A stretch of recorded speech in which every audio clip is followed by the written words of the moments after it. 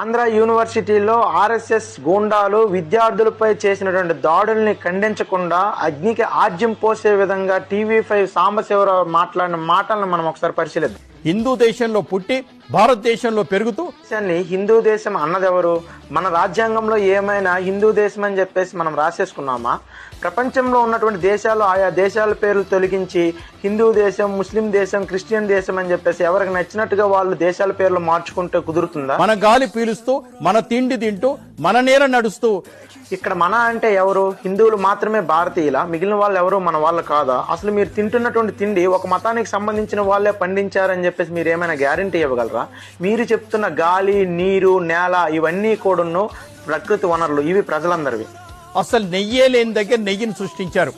లేని దగ్గర సృష్టించింది ఎవరు? తిరుపతి లడ్డు అపవిత్రం అయిందని చెప్పింది ఎవరు? తిరుపతి లడ్డూలో ఆవు చేపలతో తయారు చేసిన నెయ్యిని వాడారని చెప్పింది ఎవరు? హిందువులందరూ రోడ్ల మీదకి వచ్చి ఆందోళన చేయండి అని చెప్పేసి రెచ్చగొట్టింది ఎవరు? నెంబర్ 2 ఏఈలో ఆర్ఎస్ఎస్ రాష్ట్రీయ సేవక్ సంఘ్, స్వయం సేవక్, ఎక్కడన్నా దాంట్లో మతతత్వం ఉందండి? మతతత్వం లేకపోతే హిందుత్వ ఎజెండా కోసం హిందూ మతాన్ని ఎందుకు వాడుకుంటున్నారు? మత ఘర్షణలు ఎందుకు సృష్టిస్తున్నారు? అసలు హిందూ దేశాన్ని ఎందుకు స్థాపించాలనుకుంటున్నారు? మత ఘర్షణలు సృష్టించే ఎంఐఎం అయినా ఆర్ఎస్ఎస్ అయినా ఏదైనా సరే మతతత్వ సంస్థే. అవాజ్ చేసుకుంటే తప్ప? కవాతు చేయడం తప్పు అని ఇక్కడ ఎవరూ చెప్పట్లే. యూనివర్సిటీల్లో మత కార్యకలాపాలు నిర్వహించొద్దని చెప్తున్నారు. ఇకపోతే మీరు వీడియోలో ఏం చెప్పారు?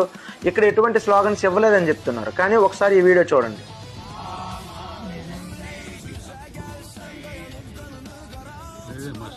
ఏం చేశారు? వాళ్ళు ధైర్యాన్ని ఇచ్చారు, ఆడపిల్లలకి ధైర్యాన్ని ఇచ్చారు. 2002 గోద్రా అల్లర్లో నిండు గర్భిణీ స్త్రీని శూలంతో పొడిచి పిండాన్ని గాల్లోకి ఎగరేసింది మీ ఆర్ఎస్ఎస్. బిల్కిస్ బానో కేసులో 11 మంది నిందితుల్ని బయటికి రిలీజ్ చేసింది మీ ప్రభుత్వం. మీరా ఈ దేశంలో ఉన్నటువంటి మహిళలకు రక్షణ కల్పించేది? విశాఖపట్నంలో మేమున్నాం, అండగా ఉంటాం. విశాఖకు అండగా మీరున్నారా? అదే విశాఖపట్నంలో స్టీల్ ప్లాంట్ ప్రైవేటీకరణ అవుతున్నప్పుడు మీరు ఎక్కడున్నారు? రైల్వే జోన్ రానప్పుడు మీరు ఎక్కడున్నారు? పెట్రోలియం యూనివర్సిటీ రానప్పుడు మీరు ఎక్కడున్నారు? వేల ఎకరాలని కేవలం 99 పైసలకే అమ్ముతున్నప్పుడు మీరు ఎక్కడున్నారు? కాబట్టి ప్రజలారా, ప్రశాంతమైనటువంటి విశాఖ నగరంలో మత ఘర్షణలు సృష్టించడానికి ఆర్ఎస్ఎస్, బీజేపీ పెద్ద ఎత్తున ప్రయత్నం చేస్తుంది. తస్మాత్ జాగ్రత్త.